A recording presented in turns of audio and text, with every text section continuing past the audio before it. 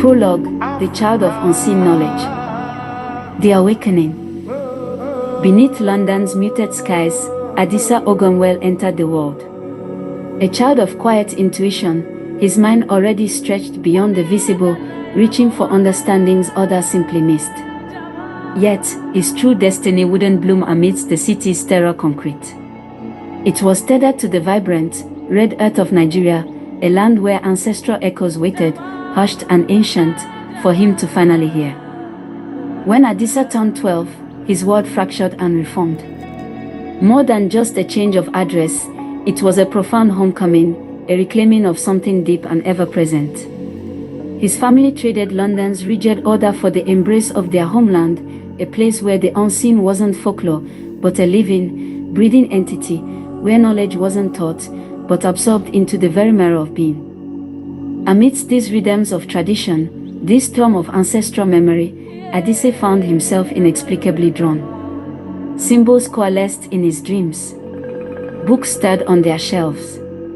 An undeniable certainty settled over him. Something was watching, waiting, whispering his name. Home wasn't merely a destination. It was an awakening. The first gate, innocence and the call.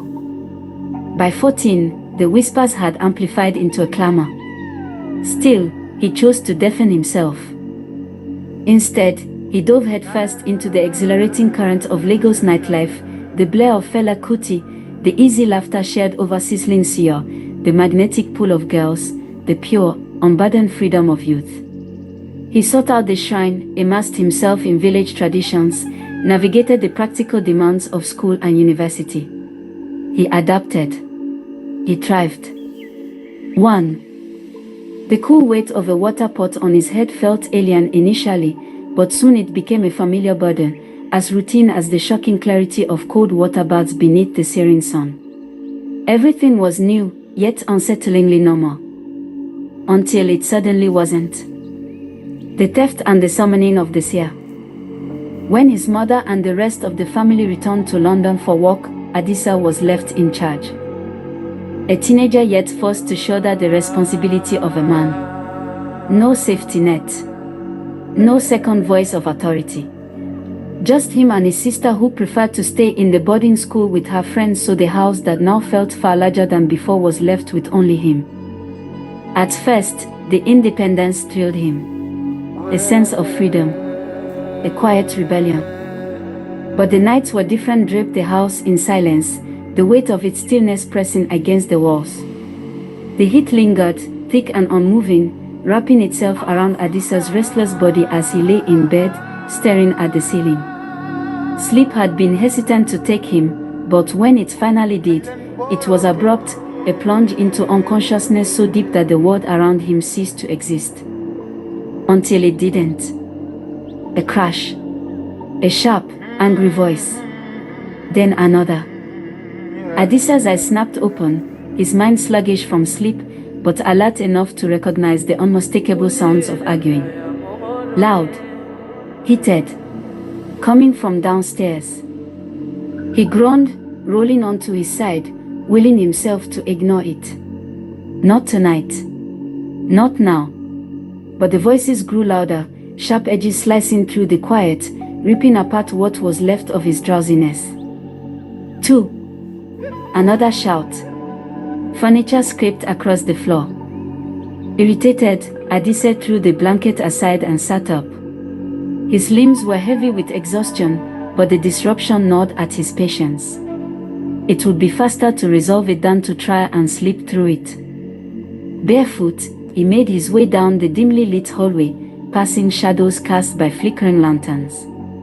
The house held the scent of warm earth, old wood, and lingering spices from dinner.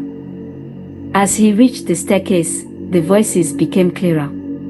The staff, the home helpers, were arguing, their words frantic, overlapping in chaos. When he stepped into the main room, the scene slammed into him. Cursing, wailing, hands thrown in desperate gestures. Panic thick in the air. Ole! Ole! Oh! Thief! Adisa's stomach tightened as he scanned the faces before him. Eyes wide with fear. Some angry, some desperate, some guilty. "What's going on?" he demanded. A woman turned to him, breathless, her face slick with sweat. "They've stolen Mommy's jewelry." His mother's jewelry. Gone. Another voice, trembling with outrage. "I tried to stop them. But it was too late. Someone let them in, someone among us." 3.